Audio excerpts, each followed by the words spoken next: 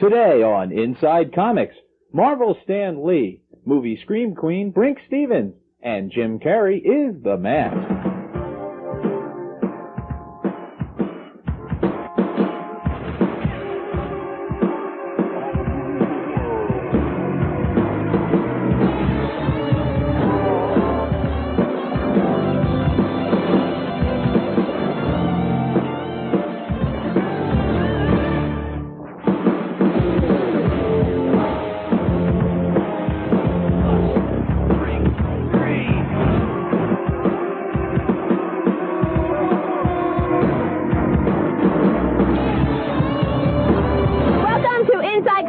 I'm Nikki. And I'm Tony. Today on Inside Comics, movie Scream Queen Brinke Stevens, Jim Carrey is the Mask, and Marvel's Stan Lee.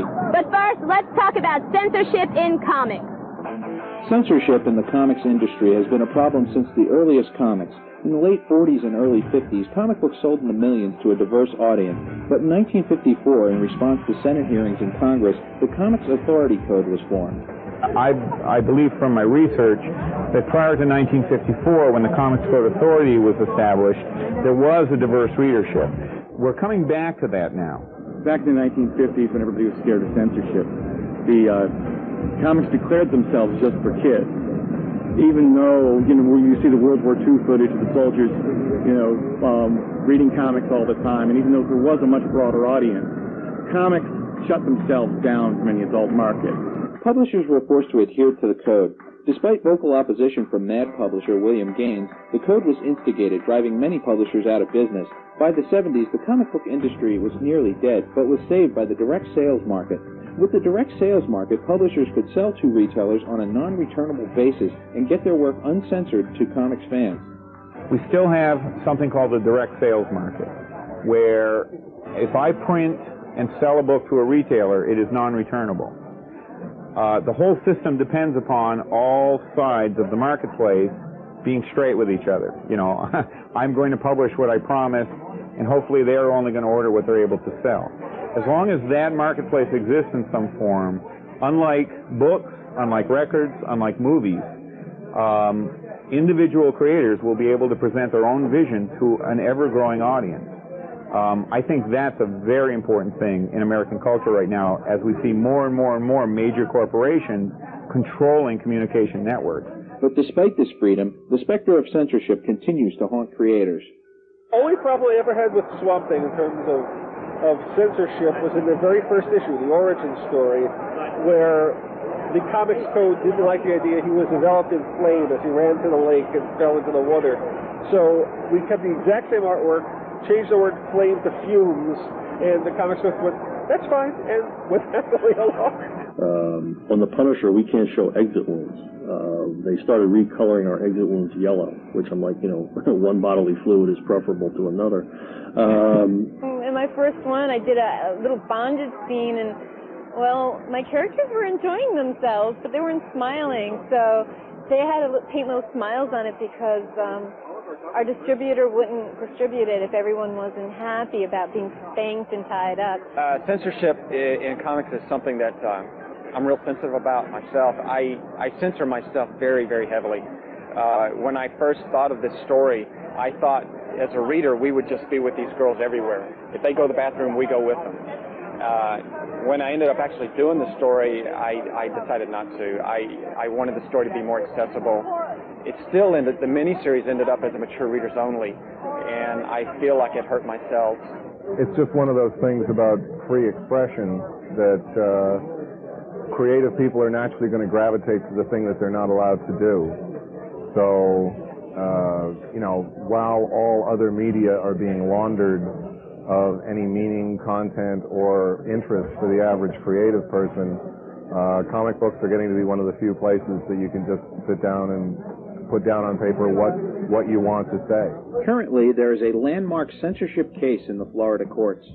Michael C. Diana, who got sentenced for publishing, distributing, and creating obscene materials in Florida, and was sentenced to 3 years parole. He's not allowed. Have you guys heard about this?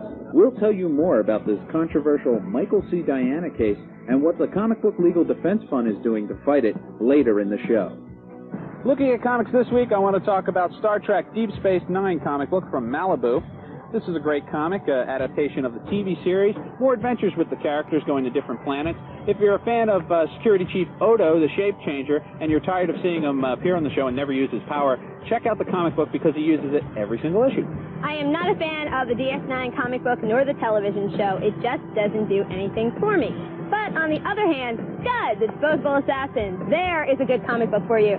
It is the story of a disposable assassin who you can get out of a vending machine, much like a can of soda. Now, supposedly, once he takes out who he was hired to kill, he's supposed to self-destruct.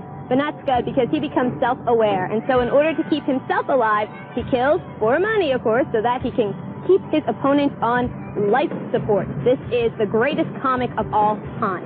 I really enjoyed Scud, too. The guys who created Scud come from a completely different background, not a comic book background, more comedy, more animation, and the book's just great. You should check it out from Fireman Press. Here's a comment from Scud creator Rob Schraub. Now, issue number 3, which is coming out in August, at the end of issue number 2, he gets shot through the hand, where we find out in issue number 1, that's where he gets inputted in with his contempt level, how he feels about each individual target. If you program him at 10, he'll really, really hate the target. If you program him with at level 1, he'll very systematically take out the character. He gets shot through the panel, and he basically shoots up to level 15 and goes insane. And it's a real insane issue where he just totally tears everything up. Very, very nuts.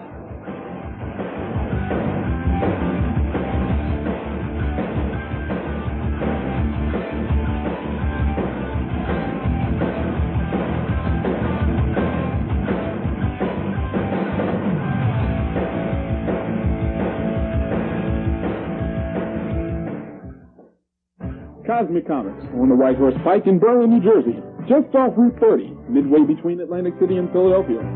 Golden Age, Silver Age, and Modern Age comics. T-shirts, trading cards, magic cards, and sports cards. Cosmic Comics also has mail service. Comics delivered right to your home. For more information, call 609-768-7117. That's 609-768-7117. Cosmic Comics. For collectibles, if you want it, we'll find it.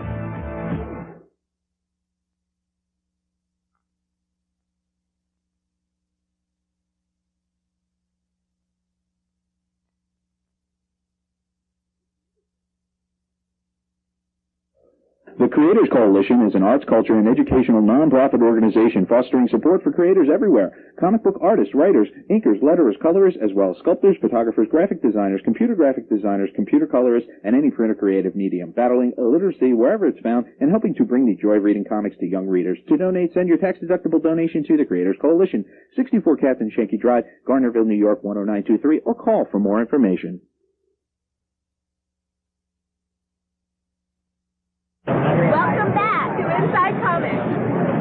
Inside Comics took its cameras down to Fat Jack's in Philadelphia to interview movie scream queen Brink Stevens, who has her own comic book from Chaos Comics called Brink of Eternity. I love comic books. I've read them ever since I was a kid. I collected Inferior 5 and Metal Men. I wish I knew what happened to them. My mom threw them all out one day when she was cleaning house. And then I got into Vampirella, the original one, way back when in the 70s. And now I'm reading Vampirella and a lot of the female comics, mostly to get ideas. Like many actresses, Brink got her start in movies as a Hollywood extra. I was trying to find a science job in Los Angeles, and one day I walked by a room that had an open door, and there were movie posters on the wall. So I kind of like looking in, and the guy says, come here. And he ended up putting me in a movie the next day. It was a casting office, and I liked it, so ever since then I've been doing films. That movie was called All the Marbles with Peter Falk. I was an extra in it, $35 a day and lunch, but that was where I got bitten by the acting bug. But Brink is best known by her fans for her appearances in a host of horror movies. The first movie I got after that, where I had a big speaking part, was Roger Corman's Slumber Party Massacre, where I'm victim number 2 out of about 17. I get killed in the locker room by this crazy driller killer. And it was fun. It was the first time I'd ever screamed and then died horribly on film. And we went out in the parking lot, and I screamed over and over for about 45 minutes until the sound man got the perfect scream on tape, because it has to tell the story of my death. You don't really see the blood and gore, but the screen describes it all. So I'm amazed nobody called the police. I certainly would have. But it just started me as a screen queen. I've probably been killed more times than any other actress in films. I've had my throat slit with a razor blade. I've been pulled apart by demons. Shot in the back with guns, shot with arrows, you name it. I've hand grenade in my mouth. That was my favorite one. Now Brink stars in her own comic called Brink of Eternity. Co-created by Chaos Comics' Brian Pulido, Brink must save the Earth using her powers. My powers in the comic book come from another dimension. It's an eternity power. And in the next miniseries, you'll find out a lot more about where it comes from. It's actually a creature that lives inside of us. It's kind of a bioorganic thing that we take inside our bodies, and it makes us stronger. I co-created the first story with Brian Pulido. It began by my giving him 2 pages of plot, and this is what I wanted. And then Brian Pulido did the actual writing. As you know, he does Evil Ernie and Lady Death. But in the next one, I have my own concept about what I want to do. First of all, we're coming out with a 3-part miniseries called Brink of Destruction. It'll be out in the spring, and Boris Vallejo is doing my first cover. I shot with him in Pennsylvania 2 days ago, and Julie Bell is doing the second cover. So hopefully after that we'll do another Brink of Insanity or Brink of something, and we'll keep going. Besides comic book sequels, Brink continues to work on sequels to her films. I had done a movie called Haunting Fear that turned out to be incredibly popular when it came out on Laserdisc. An unheard of thing happened. It sold out within a week and a half, and they had to go back and do a second printing. So everybody has wanted a sequel to this movie, and they're saying, well, we took it to 5 different writers, and nobody could come up with the right idea, because the premise is based on Edgar Allan Poe, The Premature Burial. I have to be buried alive. So how do you make that happen twice in one woman's lifetime? So nobody could come up with a viable plot how I could get buried alive a second time and go insane and kill everybody. But I came up with an idea. So I'm working on that right now, and hopefully sometime early in '95 we'll be shooting Haunting Fear 2, Dead and Buried. I love being a superhero, I have to tell you. It's so wonderful to have my own comic book. I get to run around in costume and make a lot of little boys very happy. Taking a look at today's super movie. A super movie is a movie about superheroes or heroic exploits. Today's super movie is The Mask. Based after the Dark Horse comic book, The Mask is about a boring bank teller named Stanley Ipkiss who finds a magical mask that turns him into a party animal. Spoken!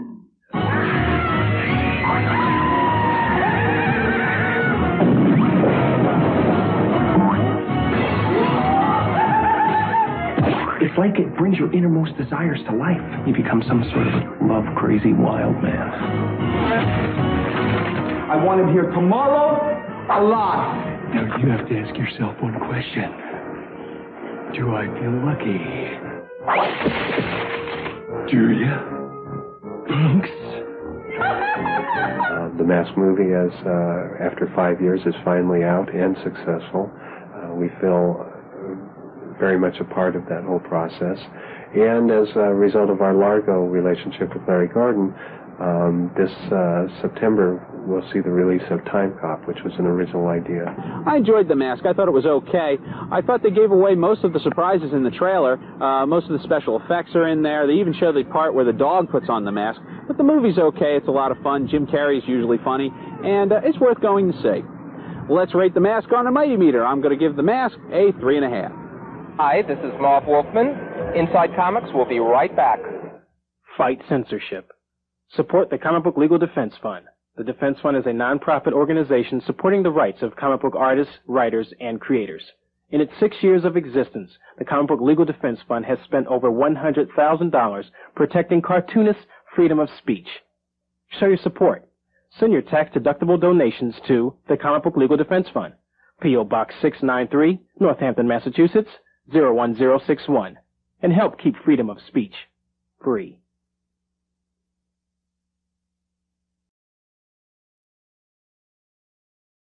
Cosmic Comics.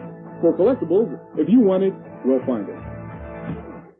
These days, censorship in comic books seems to be everywhere. I did work for Details magazine, and the issue that I had a comic strip that involved sort of sexual matters didn't get distribution in Canada or in the South, With Canadian customs, I can't send anything across the border with Boneyard Press on it at all. Most of the era's titles were published. They were printed in Mexico because we couldn't find an American printer or a Canadian printer at various times. In the Canada and censorship, we just got some write-ups in New York Times, New York Post, all the New York, in fact, USA Today, I think, did a spot on this. And what it's about is Canada doesn't have a constitution, and because of that, it doesn't have any freedom of speech. So they're the Maple Leaf Thought Police. But a landmark case in the Florida courts may have a far-reaching effect on the comics industry. On March 27th, artist Michael C. Diana was convicted of selling what the court ruled obscene material through the mail. Young guy, 21, 20, Xeroxes up 300 copies of his zine, Boiled Angel. He distributes it through the mail, virtually every copy outside of Florida. One copy happens to be stumbled upon by police authorities while investigating a serial murder case. They passed that along to the local sheriff's office, who, over a 2-year period, somebody in there, for unclear reasons, corresponded with Mike and pretended he was a zine fan and ordered a couple of copies of the next few issues. And then, sort of rather suddenly, they decided, oh, wait, this is obscene. They took him to court, and he lost. He's 3 years parole. He has to undergo psychotherapy. He has to be gainfully employed. He's got to pay, I think it's like $3,000. I'm not quite sure, maybe a little bit more than that. He's not allowed to draw. He's not allowed any contact with anybody under the age of 21. Pretty stiff, huh? You thought you're living in America. For the most part, I think what you do in the privacy of your own home is your concern and yours alone. I think it's the biggest bogus thing in the world. They come spot checking and whether to see what he's drawing or not. As an artist, that's an expression of freedom of speech. I think that we have the ability to draw anything we want, but maybe we don't have the right to draw everything we want. We all have the ability to dismember a baby, but we don't have the right to do it. It's ridiculous. Like I said, I'm not really political or anything, but I'm an artist, and it seems like those guys down in Florida are really nosy, Poor Pee-wee and poor him, Dang. And it's so boring in Florida. You'd think they'd be happy to have a little something going on there. We're on the air in Florida, so oh, cut that. Fortunately, the Comic Book Legal Defense Fund came to Michael's aid.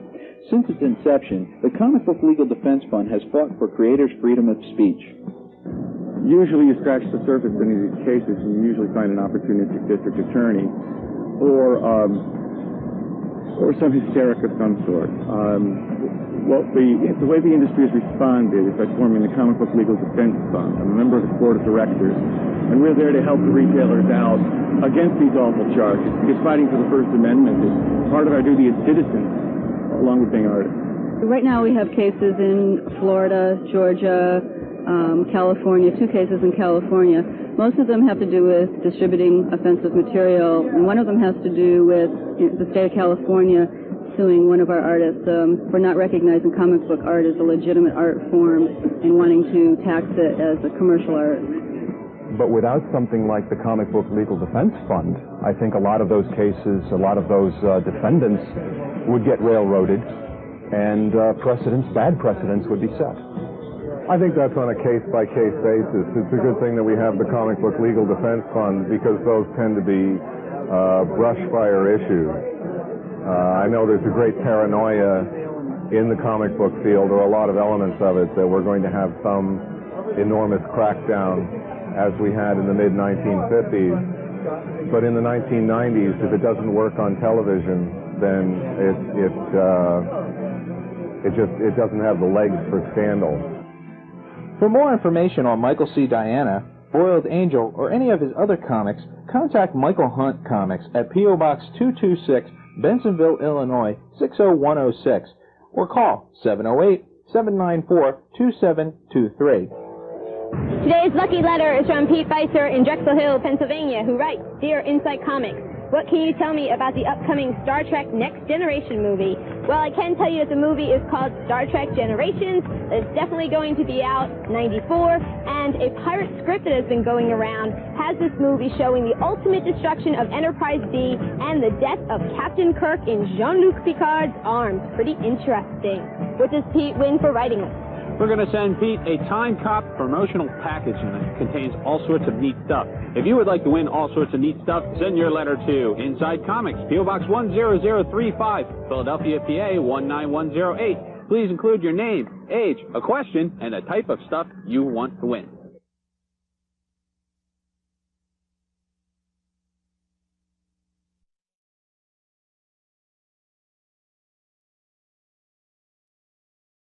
Time Cop opens nationwide on Friday, September 16th. For your chance to win a Time Cop promotional package, write to Inside Comics and Time Cop, P.O. Box 10035, Philadelphia, PA 19108. It's sponsored by Inside Comics and Universal Pictures. Time Cop. Turn back the clock and your history. Today on Celebrity Corner, Nikki talks to Marvel legend Stan Lee. How active are you today with Marvel Comics? Well, I'm not involved in the day-to-day operation, but I try to keep my hand in as much as possible. I follow what they're doing. I love what they're doing, and it's great to be here and be a part of it for at least a little while. Tell me about the old days at Marvel. It always sounds like you guys had so much fun with this. The old days at Marvel were great. We had this little bullpen. It wasn't very big. I knew everybody personally. We were all close friends. And it wasn't like working. It was just like playing with all your friends. It was wonderful. It's still great, but it's a bigger business now. Any words about the King, Jack Kirby?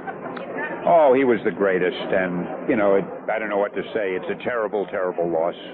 But his work will be remembered, he'll be remembered, respected, and honored. Can you give us any inside scoops on the Marvel Power Hour coming out this fall? Well, he can. Well, actually, it's the Marvel Action Hour, I think.